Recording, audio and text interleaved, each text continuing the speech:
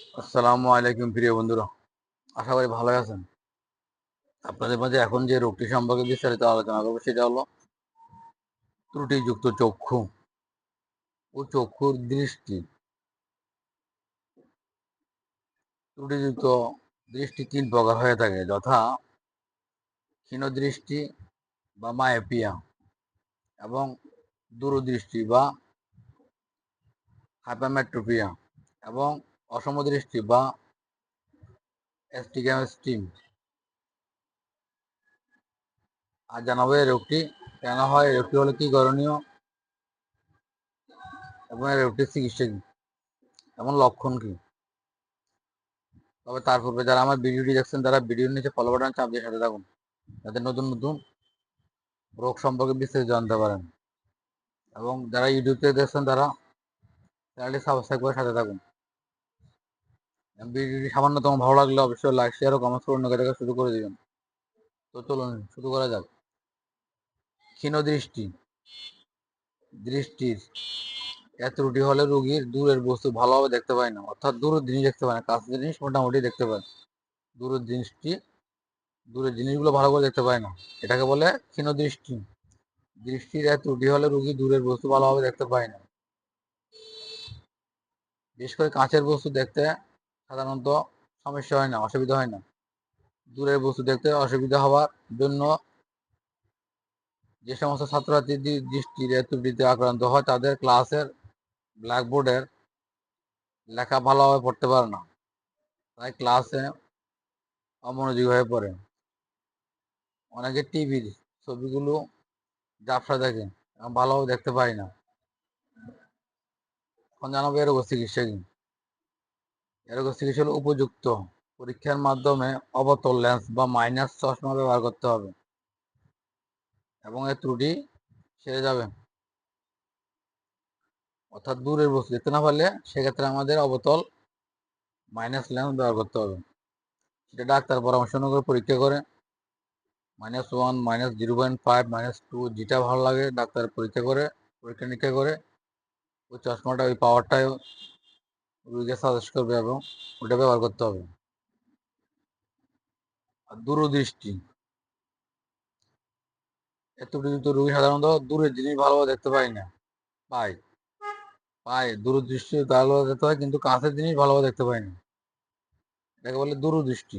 দূরদৃষ্টি মানে এর ত্রুটিযুক্ত রোগী সাধারণত দূরের জিনিস ভালোভাবে দেখতে পায়, কিন্তু কাছের জিনিস ভালোভাবে দেখতে পায় না। পরে লেখাপড়া অফিসে কাজ করার পর সাধারণত মাথা ব্যথা করে, এটাকে বলে দূরদৃষ্টি। আবার বলছি, এর ত্রুটিযুক্ত রোগী সাধারণত দূরের জিনিস ভালোভাবে দেখতে পায়, কিন্তু কাছের জিনিস ভালোভাবে দেখতে পায় না, এই রোগটির নাম হলো দূরদৃষ্টি। এ ধরনের রোগীরা সাধারণত লেখাপড়া ও অফিস আদালতে কাজ করার পরে মাথা ব্যথা করে এমন সমস্যা হয়। এ রোগের চিকিৎসা কি?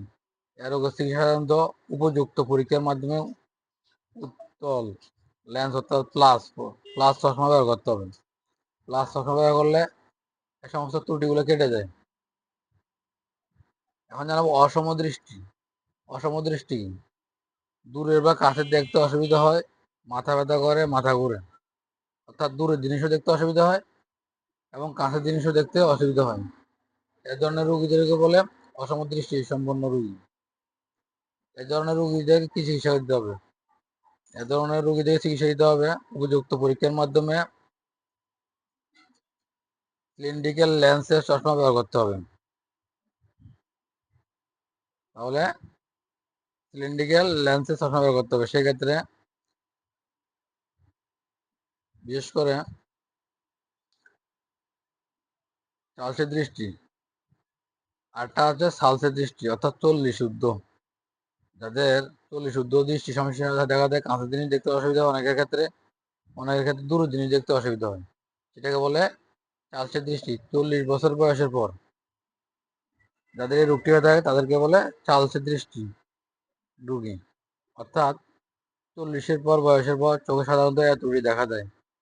এত ত্রুটি হলে রোগী অনেক ক্ষেত্রে ছোট লেখা, অনেক ক্ষেত্রে বই, পুস্তক ও পেপার পত্রিকা, অফিস ফাইল ইত্যাদি পড়তে অসুবিধা হয়।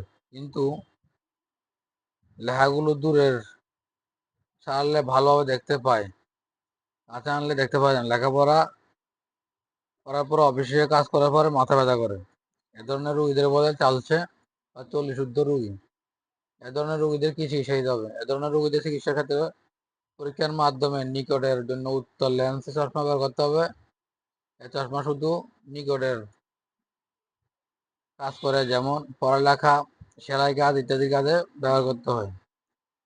চশমা পড়লে অনেক সময় আমরা দাগ পড়ে, সেক্ষেত্রে আমরা কি করতে পারি? এক্ষেত্রে চশমা যে স্থানে ত্বক স্পর্শ করবে সে স্থানে ম্যাসাজ করে একটু দিলে ওই দাগটা দূর হয়ে যায়। এ ধরনের রোগীদেরকে আমরা বিভিন্ন পরামর্শ দিয়ে হেল্প করতে পারি। সেক্ষেত্রে বলতে হবে অভিজ্ঞ চিকিৎসকের তত্ত্বাবধানে চোখের চিকিৎসা নেওয়া উচিত। প্রতিনিয়ত ধুলোবালু থেকে চোখ রক্ষার জন্য চশমা ব্যবহার করতে হবে, এবং যাদের অ্যালার্জির সমস্যা রয়েছে তাদের ধুলোবালু থেকে দূরে থাকতে হবে। তাহলে বন্ধুরা, আজ এ পর্যন্ত। আবারও ফিরে আসবো নতুন কোনো রোগ সম্পর্কে বিস্তারিত আলোচনা করার জন্য। ততক্ষণের সাথে থাকুন। ভিডিওটি ভালো লাগলে অবশ্যই লাইক, শেয়ার, কমেন্টস করে দেখা সুযোগ করে দেবেন। এতক্ষণ ধৈর্য ধরে ভিডিও দেখার জন্য অসংখ্য ধন্যবাদ। আসসালামু আলাইকুম।